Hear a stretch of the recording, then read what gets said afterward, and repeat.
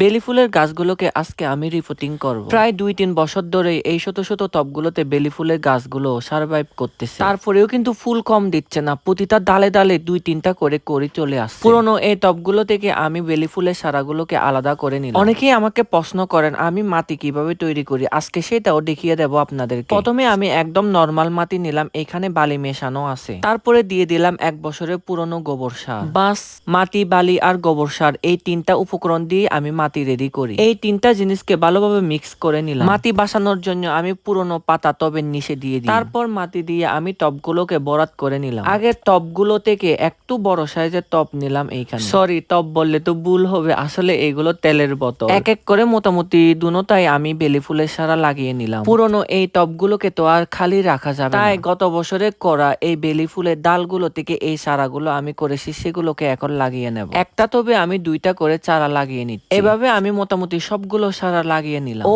হ্যাঁ, এই শত শত সারাগুলোতেও কিন্তু কলি চলে এসেছে। গাছ লাগানো তো শেষ, আর গাছ লাগালে তো পানি দিতেই হবে। পানি দিয়ে বিদায় নিচ্ছি, দেখা হচ্ছে পরের কোনো একটা ভিডিও। ততক্ষণ পর্যন্ত সবাই ভালো থাকবেন, সুস্থ থাকবেন, টাটা, বাই বাই।